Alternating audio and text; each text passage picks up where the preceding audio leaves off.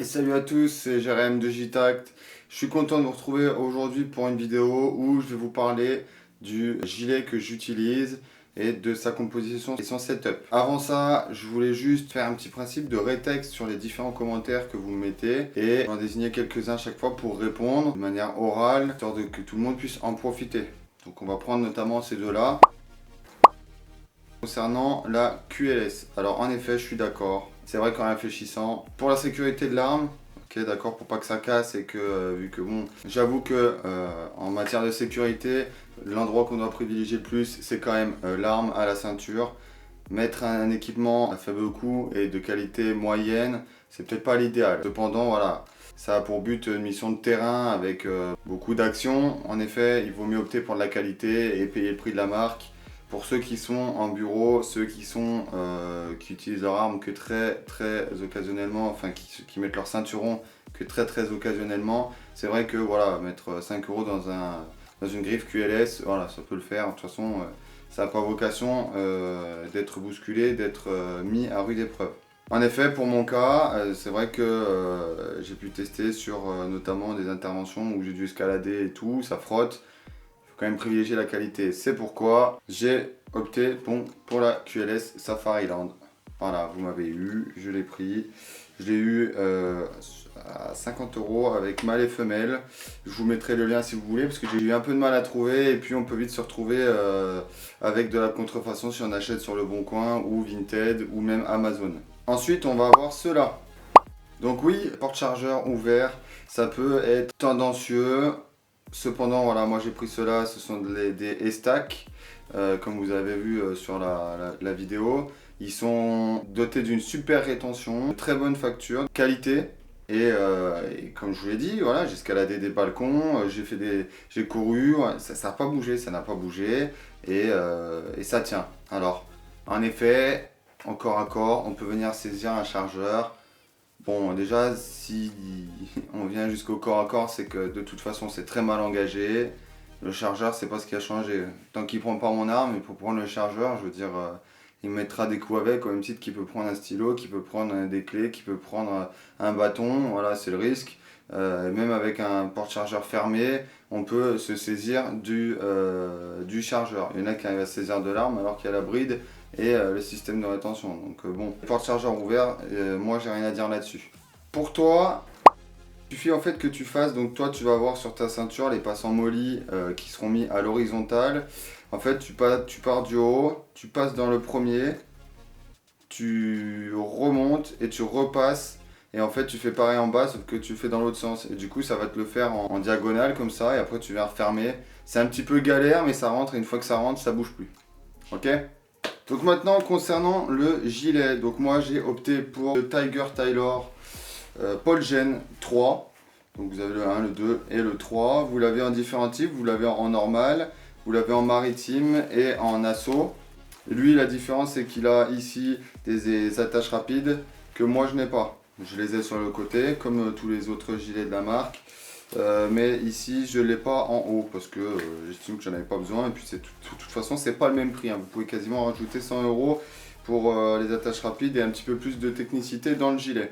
C'est un gilet qui est agréé des GGN, des GPN, donc la direction de la police et de la gendarmerie, pour l'intégration à l'intérieur des porte-plaques 9 mm couteau ainsi que des plaques lourdes. Je vais vous mettre une photo de à quoi il ressemble à vide. Donc une fois équipé, le gilet il est comme ceci. Donc ici j'ai la poire qui est reliée directement par derrière à la poche radio. Hein, donc je viens le brancher à la poche radio qui est fournie par l'institution. À droite j'utilise un attache pour les casques ou les gants en maintien de l'ordre où j'ai accroché un porte-clés et mes clés du bureau que je peux enlever et remettre très facilement. Et ensuite, pour éviter les cliquetis, j'ai mis un élastique au niveau des différentes attaches. Sur la face avant, ici en hauteur, j'ai mis la Admin Push de chez Norseman Resilience. Pourquoi j'ai choisi celle-là? Parce que déjà j'aime beaucoup cette marque. Je suis très content de la qualité, c'est très léger et puis made in France, comme vous le savez. Ensuite, elle fait 16 cm et 10 cm ici qui rentrent en fait pile poil entre les deux prises du VDK de chez Tiger Tailor. Elle est assez large. Hein. Dedans, j'y ai mon portefeuille, j'y ai un carnet, une fiche FMPI. Je peux mettre aussi un petit bloc-notes. C'est fait pour accueillir un téléphone et une batterie externe. Vous avez des passants sur le côté qui permettent en fait de faire sortir un câble à l'intérieur, enfin de les faire sortir et les faire passer à l'intérieur et de pouvoir les charger. Sur la gauche, j'ai mis un petit mousqueton D avec mes Moglite, hein, j'ai déjà fait la présentation sur la ceinture. Je les cale ici à l'intérieur, vu qu'ils sont très fins et pas coqués. Je les sens à peine, ils ne me gênent pas, c'est vite qu'ils se baladent. Et au moins, je suis beaucoup plus à l'aise. Ici, j'ai ma VDK de chez Tiger Tailor. Donc c'est la VDK toute simple avec un insert poche à l'intérieur où je peux y mettre différents petits stylos. J'ai notamment ici mes ciseaux d'urgence. Normalement j'ai mes inserts, je les ai pas mis là, ils sont sur une autre VDK pour le test. Mais en soi d'habitude j'ai des inserts pour pouvoir mettre le taser et des portes chargeurs ou des portes grenades ou tout type d'objets. Ici j'ai fait un système donc pour mon bâton télescopique. Donc pour qu'il soit maintenu, j'ai mis un étui à l'intérieur, d'accord, et avec un petit rétention, et je suis venu avec un passant comme ceci, hein, donc du velcro avec une boucle. Je suis venu en passant derrière l'attache faire un système pour pouvoir le bloquer pour pas qu'il bouge quand je cours. Hein, donc si je fais le test, il ne bouge pas. Voilà. Il bougera que si moi je décide soit donc de dégrafer parce que je sens que ça commence à sentir un peu mauvais, alors je dégrafe et là je le sors. Ou si j'ai besoin, eh ben, je le tirerai d'un coup sec en prévention, j'ai plus qu'à le tirer, là je l'ai et je peux le déclencher. Ici de l'autre côté j'ai ma petite lampe, hein, donc ça c'est une lampe qui traîne, c'est une Phoenix. J'ai aussi une Clarus qui est un peu plus bas sur les étagères. Je varie un peu, déjà ça dépend de la batterie de l'une ou de l'autre. Et je varie, ça dépend de la configuration du gilet que j'ai sur le moment.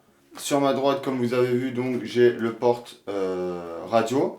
C'est un porte radio qui a été fourni par l'institution, qui est le plus normal, hein, avec un peu d'élasticité, un côté transparent pour voir ce qui est écrit sur la radio.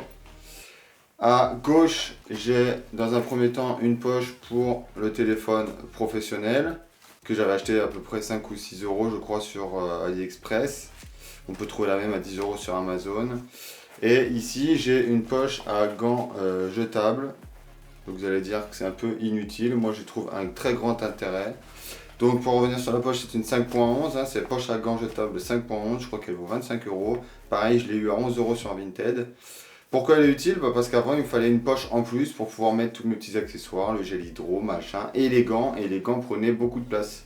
Alors j'avais fait un petit système dans une boîte, vous savez les boîtes de surprise dans les The Kinder, là, jaunes, où j'en mettais 3-4 dedans bien entassés, puis en fait quand j'en voulais un, toc, j'avais juste à cliquer dessus, à presser, et hop ça faisait sortir, je prenais un gant, il fallait que je mette à mal cette boîte.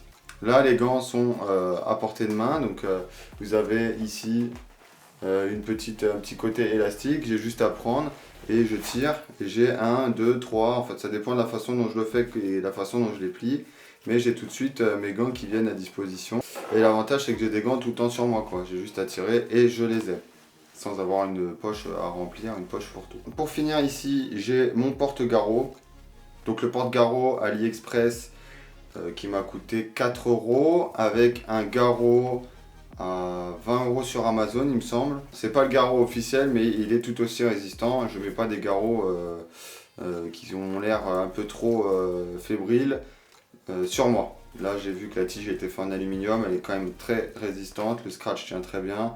Donc pour moi ça me va, au moins ça servira peut-être à réduire les dégâts. J'ai rajouté un petit peu de fantaisie en mettant ici 2 cialumes fluo.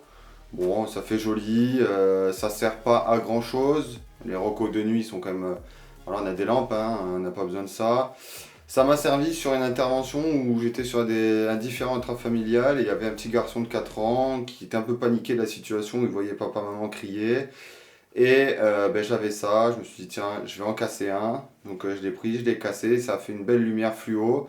Il était tout émoustillé, il était tout content, il a joué avec, ça l'a distrait. Ça nous a permis de pouvoir le faire venir avec nous et le calmer un petit peu pendant qu'on gérait l'intervention. Si vous avez des questions ou quoi que ce soit sur la façon dont j'ai équipé mon gilet ou sur le gilet, n'hésitez pas et je vous donnerai mon avis. Je vais très prochainement faire un comparatif avec le Mat V1 de la marque Lecoq Tactique, de fabrication française aussi, puisque j'ai un collègue qui l'a acheté et qui est d'accord de me le prêter pour que je vous fasse un comparatif. J'ai hâte de le faire et j'ai prévu aussi également de vous préparer, je ne sais pas si vous avez vu le petit teaser sur la Ghillie Suite. Il faut un tout petit peu de temps parce que c'est pas facile avec le taf de combiner les deux, mais quand elle va sortir, soyez-en sûrs, vous en serez avertis. Petit point de détail que je voulais rajouter, le gilet équipé de poches Ventipad. Donc ce sont celles-ci, hein, ce sont des AliExpress, elles m'ont coûté 11 € les deux. Pour moi elles sont très suffisantes, voilà, je l'avais aujourd'hui par exemple, ça respire bien, la mousse est confortable et c'est pas cher. Voilà, vous avez deux bandes velcro derrière qui correspondent à des bandes que vous avez à l'intérieur du gilet. J'en ai une devant derrière, ça fait une petite couche pour faire passer l'air. C'est agréable, c'est pas le top du top, il y en a des mieux, beaucoup mieux, mais cher, beaucoup plus cher. Celles-ci font très bien le taf. Voilà, j'espère que cette vidéo vous a plu. N'hésitez pas à me faire remonter tous les petits points de détail que vous voulez, les critiques, les commentaires, j'en raffole, vous avez vu, je réponds à tout. Je vais essayer d'installer ce système de 2-3 commentaires par début de vidéo pour que tout le monde soit un peu au courant de ce qui se dit. Et surtout, comme ça, il y a de l'interaction. J'en profite aussi pour vous faire part que j'ai fait une page Instagram exprès au nom de JTact que je vais mettre en lien dans la description qui vous permet en fait de pouvoir communiquer avec moi par messagerie instantanée si vous avez besoin. D'ailleurs, plusieurs d'entre vous l'ont déjà fait et j'essaierai de vous répondre avec des petites vidéos, des vocaux ou des messages sur les interrogations que vous vous faites plutôt que de passer par YouTube, notamment quand vous me demandez comment on fait pour mettre ça ou comment tu t'y es pris pour attacher la sangle. Je vous envoie ça sur Instagram et puis ça permet de pouvoir avoir une réponse plus ou moins rapide. Voilà, je vous souhaite une bonne journée à tous, bonne semaine, ciao!